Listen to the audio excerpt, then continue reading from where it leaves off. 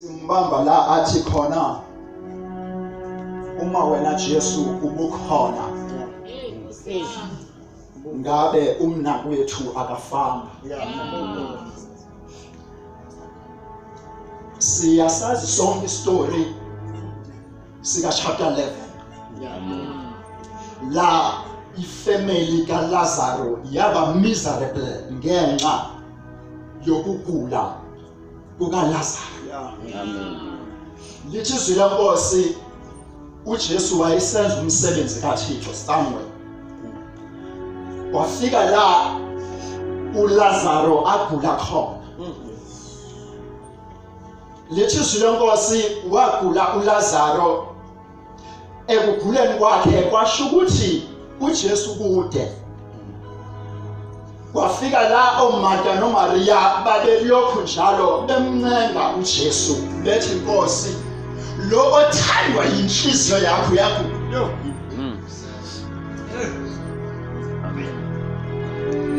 No, akuguli nje umuntu nje kuleke kodwa ukugula lo othandwa yinhliziyo yakho.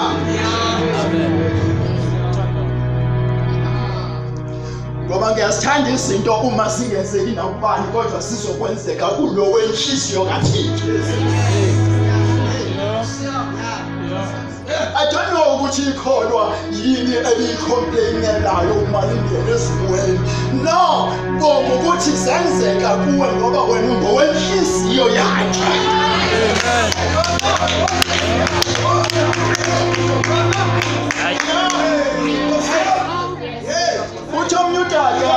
Uthomnyutata iplane iphelelwa ngamandla emoyeni.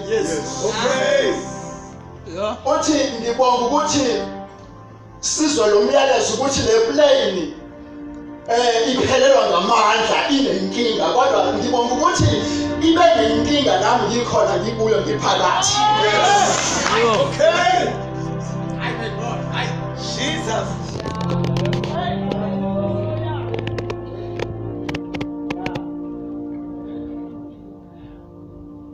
Lazaro lithi silongozi wase wafa.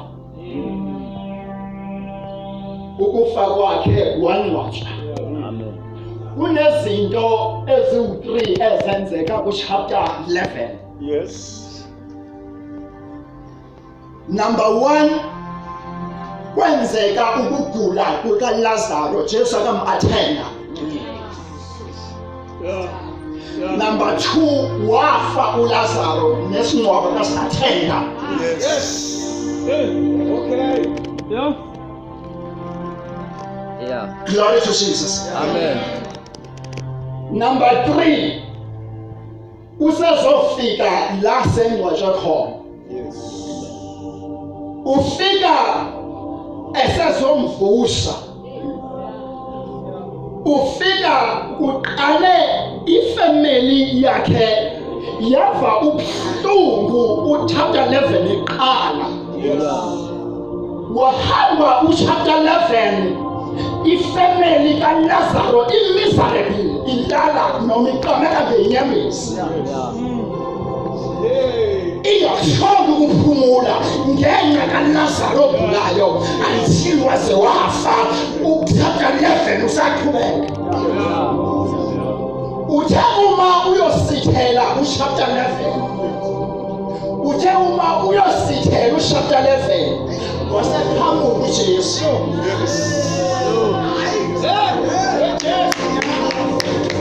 uJesu waseqhamuka. Akaqhamukanga uqala chapter 11. Akaqhamukanga chapter 11 uphakame ngawo. Ngoba khona abantu abanama-plans abacabanga ukuthi uJesu kufanele aqale ama-plans besawaqala. No, usengayiqali into uJesu angabonakala. Kanti kunesikhathi esiningi.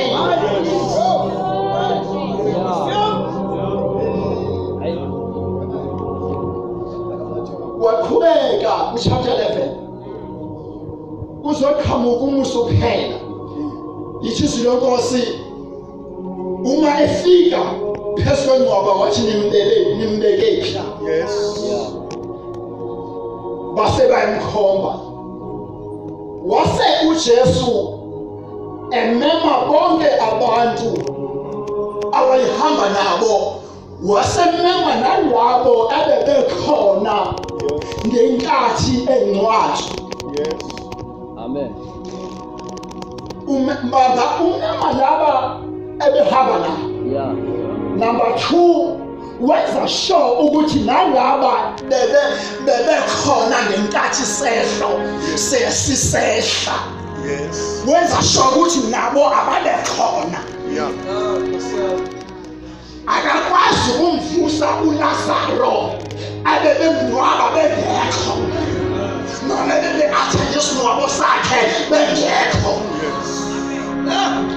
Kuthi yebo ukuthi nalaba abashonisa emgodini becabanga ukuthi bayamngcwaba usefile sekuphelile ngaye nabo babekhona. Nangale nkathi esevusha. Yeah. Mema abantu abawu2 uzomvusa ebukhoneni babantu abawu2 Yes. laba hamba nabo nalaba bebekhona benawo ngenkathi ngcwatshi. Yeah. Ngoba abantu abamngcwabayo umuntu kunabantu abazobathenda lezi inkonzo umuntu sekhona bangcwatshiwe kuma community wabo. Yeah.